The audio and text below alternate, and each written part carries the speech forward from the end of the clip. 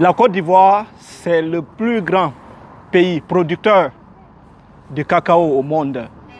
Mais ce qui est étonnant dans tout ça, le même pays aussi est le plus grand importateur de riz. C'est vraiment paradoxal parce que moi, je n'arrive pas à comprendre. Ce n'est pas seulement la Côte d'Ivoire. Il y a aussi même la Guinée encore dans la liste. Il y a aussi le Bénin, le Sénégal dans la liste. Dans l'une de mes précédentes vidéos, j'avais dit que les causes principales de la faiblesse du secteur agricole africain étaient liées à la colonisation. Parce que j'avais dit qu'il y a deux causes principales. J'avais parlé des causes historiques et causes contemporaines. Cause historique, j'avais dit que le colon nous avait forcé à cultiver certaines cultures. Avant leur arrivée d'abord en Afrique, on cultivait le sorgho, on cultivait aussi le mil, on cultivait aussi d'autres cultures comme le riz, etc.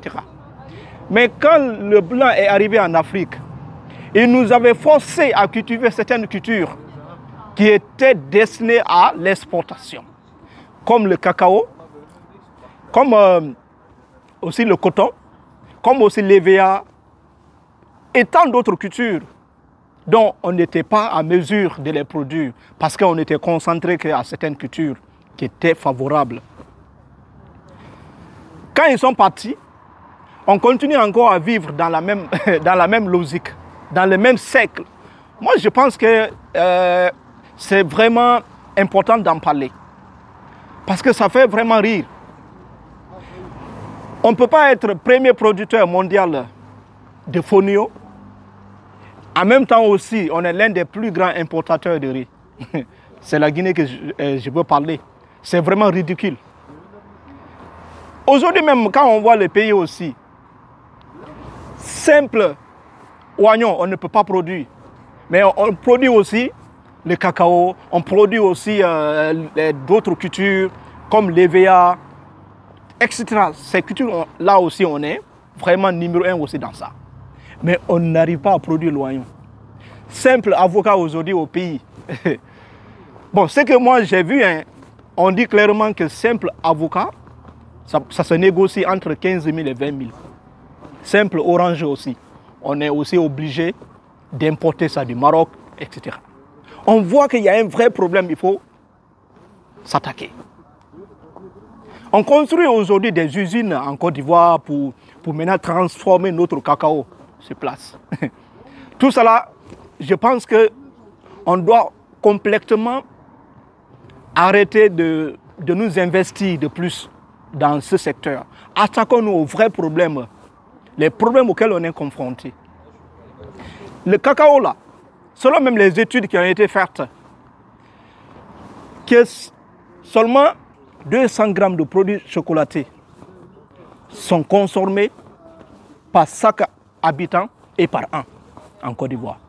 C'est qu'il y a un problème, mais le riz quand même, on en consomme 24 heures sur 24, mais on est incapable de faire cela. C'est vraiment un problème qu'on est confronté. Et maintenant, ce qu'on va décider de faire, c'est très simple. On ne souhaite pas, s'il y a la guerre, que Dieu nous épargne de tout ça. Mais s'il y a la guerre, ce qu'on va faire, c'est très simple. Chaque Ivoirien aura une tablette de chocolat et aussi 500 grammes d'acazou, de kazou. On va donner ça à chaque Ivoirien. Pour les Guinéens aussi, on va faire la même chose. On va vous donner un sac de ciment et aussi 500 grammes de Nescafé. C'est comme ça qu'on va essayer de faire. On doit nous attaquer aux vrais problèmes. On est là aujourd'hui à s'auto-coloniser. Moi, je vais dire ainsi, parce que c'est autocolonisation.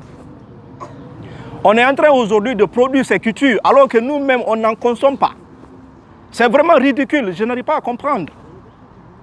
Tu produis quelque chose, tu n'es pas en mesure de consommer. Tu es obligé encore d'exporter ça à l'étranger. Ces cultures-là, je n'ai pas dit de ne pas cultiver le cacao, mais intéressons-nous aux vrais problèmes. Si on voit aujourd'hui le Brésil, par exemple, le Brésil pouvait cultiver le cacao aussi. Mais pourquoi le Brésil ne s'est pas intéressé trop à la culture du cacao?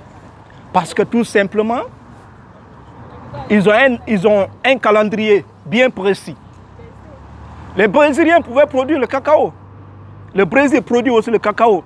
Le Brésil pouvait produire jusqu'à 20 millions de tonnes par an. Parce qu'on s'attaque d'abord aux vrais problèmes de notre pays.